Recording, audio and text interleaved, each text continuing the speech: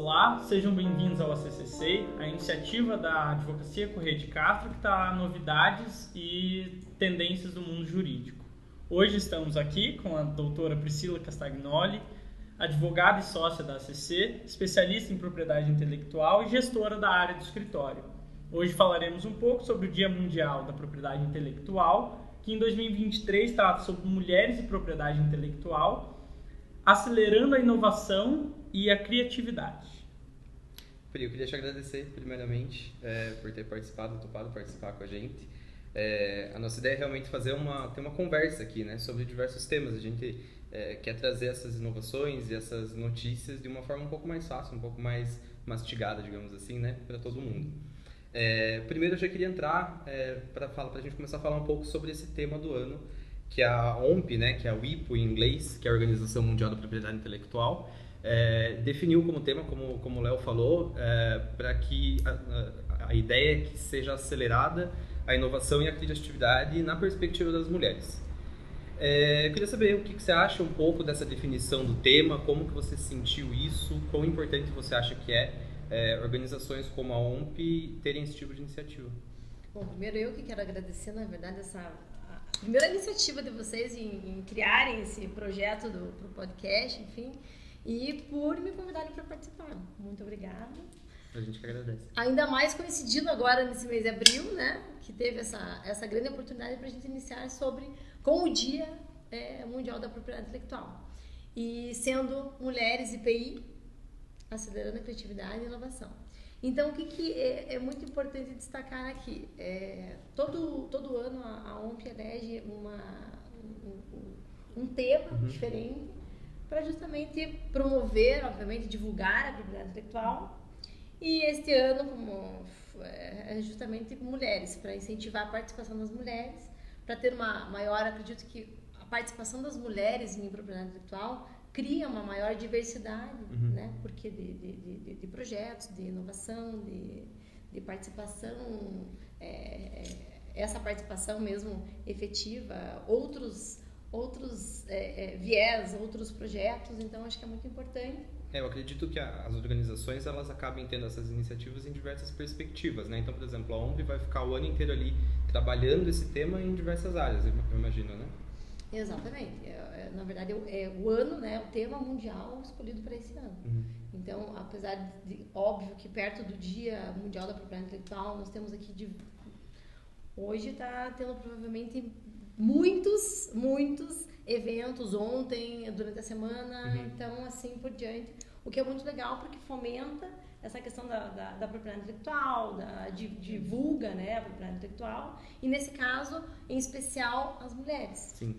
Porque todos sabemos que justamente as mulheres têm culturalmente essa questão de ter uma maior dificuldade do que os homens em se destacar nas profissões e principalmente na propriedade intelectual, que existe uma certa subrepresentatividade nos cargos de liderança, por exemplo, e assim por diante.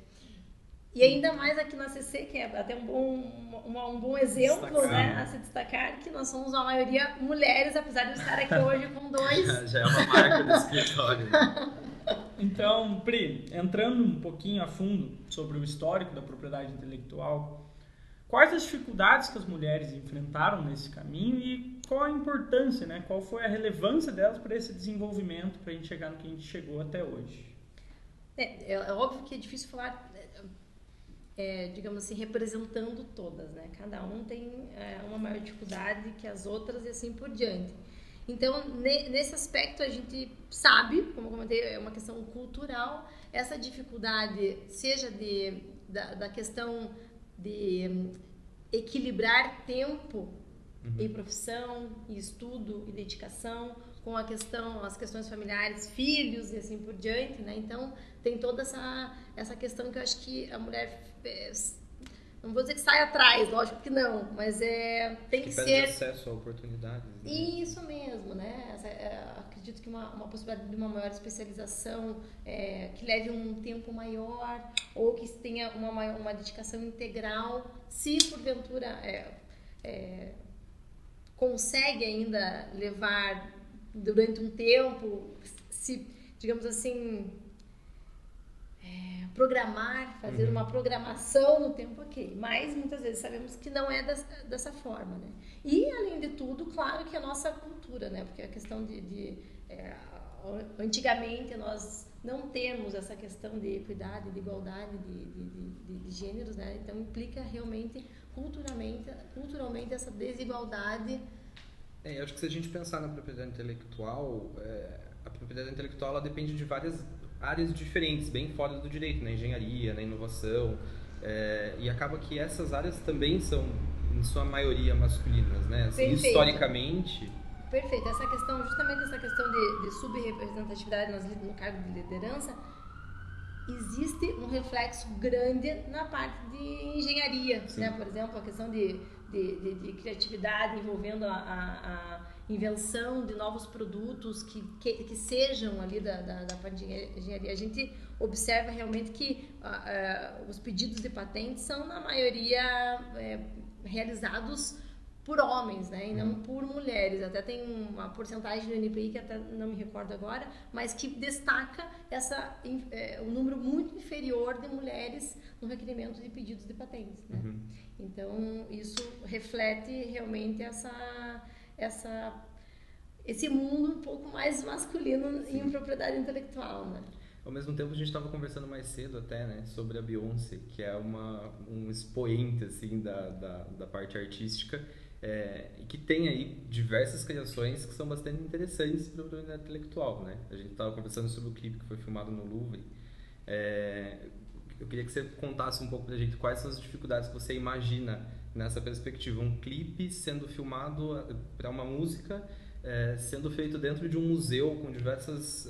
Já imaginando o impacto que teria sobre todos os artistas que possuem obras lá dentro, todo o impacto mundial que teve nisso. A Beyoncé é um caso à parte, né? Porque uma autorização dessas, né? Não é para qualquer um. Mas é importante para a gente destacar como propriedade intelectual realmente está em todos os ambientes, em todos os lugares, em todos os momentos. Seja pela fama que ela tem com as músicas, né? Com a questão do direito autoral, que envolve a marca, claro, que ela é a Beyoncé, mas é a marca, né? Sim. Então, provavelmente tem marca registrada, tem a questão do direito autoral, do entretenimento de um show todos os direitos conexos que envolvem um show ali, e claro, nesse caso, as obras, as autorizações relacionadas ali é de grande peso ali, né, o evento em si, né, o show. Imagina até que o figurino, né, que eles usam ali pro clipe. As coreografias, né, sim. Tudo envolve ali uma forma de proteção, que é justamente o trabalho de alguém que especializa em propriedade intelectual. Como proteger uma marca, e aqui não vamos, muitas pessoas pensam assim, não, propriedade intelectual, marcas, patentes, mas vai muito além disso. E é importante sim, porque a gente fala que a ideia não se protege, mas de que forma, a partir do momento que nós temos uma ideia, a gente consegue ter uma maior segurança ou proteger o negócio com base nessa ideia. Eu até estava pensando nisso, porque a gente estava falando aqui, por exemplo, do clipe, etc. Seria uma perspectiva do consultivo, né? Seria um atendimento consultivo de propriedade intelectual. E eu estava aqui pensando nos atendimentos de contencioso, né? Quando isso já se torna um litígio, quando já é um problema para a segurança jurídica daquela empresa, daquela pessoa que está tentando proteger aquela marca. Exato. Então, dando exemplo da marca, que é o mais fácil mesmo, é justamente bom que você dê esse gancho, porque a gente consegue daí esclarecer por meio de um exemplo prático algo que se torna, algo consultivo, que é sempre importante que as empresas, para ter uma maior segurança, desde o início da criação do seu negócio, ou procure especialistas, ou procure, na verdade, proteger. De que forma que eu posso proteger o meu negócio? Então, uma questão de uma marca. Não, por que é importante proteger uma marca? Por que eu vou gastar com isso, como a gente também comenta? A ideia do custo do investimento, né? Exatamente. Já tem que contabilizar na abertura da empresa. Com certeza. Por quê? Porque não é um gasto, e sim um investimento. É uma propriedade, é um bem agregado, agrega valor ao patrimônio da empresa. Então, pensando nessa questão do consultivo contencioso, se fizer de uma forma preliminar, você evita riscos de partir para um contencioso. Por quê? Muitas vezes a gente vai lá e investe, abre algo que tenha na fachada uma marca, algo desse, enfim, investe em material, em publicidade, e ali se estabelece um negócio, dali 3 anos alguém você verifica, não me preocupei em registrar a marca. Agora é a hora, mas nisso tem alguém batendo na porta e falando assim, não, me tire imediatamente porque eu tenho o registro da marca e não quero mais que você utilize. Aí o custo acaba sendo bem mais alto do que se tivesse tempo e dinheiro, uma preparação essa questão antes, que, envolvendo o contencioso, muitas vezes se você já tem, inclusive, um valor agregado ali grande que você não quer deixar de utilizá-lo. Sim, né? você já criou tudo aquilo, você que já investiu o teu próprio tempo e dinheiro e acaba correndo o risco de perder. Que evitaria se você tivesse feito um mero registro que não representa praticamente nada a depender do seu negócio. Pri, então, considerando tudo isso que você falou pra gente, qual que é a dica que você dá para uma empreendedora que tá com alguma ideia inovadora, que está chegando com algo novo? Qual que é a dica que você dá para ela com relação à propriedade intelectual? Você fala para ela o que nesse momento? Se ela tem algo novo que você com certeza olhar e fala, é melhor você se proteger. Legal, exatamente isso. Acho que assim, uma empreendedora, qual que é o modelo de negócio? Como que vai seguir? Uma loja de roupas, enfim, ou um blog que retrata ali algumas situações como esses dias nos procuraram. Primeiro, claro que você precisa analisar pontualmente como proteger e de que forma vai ser a forma mais adequada para garantir e dar a segurança jurídica pretendida naquele negócio. Eu também imagino, cada negócio vai exigir o seu grau de proteção e também de estudo antecipado. A gente vê aqui também no escritório, tem muitas empresas, muitos clientes que a gente acaba tendo que fazer um estudo grande em relação à matéria daquele cliente, né? O que aquele cliente utiliza no seu dia a dia, e aí a gente fazer um atendimento personalizado em relação ao atendimento do escritório. Imagino que em PI funciona da mesma forma. Exatamente. É o que a gente precisa realmente, aqueles que já têm o negócio constituído e procura a proteção, é importante fazer uma due diligence como um todo para verificar o que pode ser protegido ou não, ou aquele que está iniciando, então busca proteger a marca desde o início. Não custa, na verdade, iniciar o seu próprio negócio com uma marca que não existe no mercado, ou que, por mais que exista, não vai conflitar, não vai gerar confusão com o seu. Sim. Porque, como você mesmo falou, isso agrega valor, isso fortalece a marca da empresa e, com certeza, valoriza o seu negócio. Sim, enfim, poderíamos ir muito além e ali vamos, talvez, conversar em outros podcasts a respeito.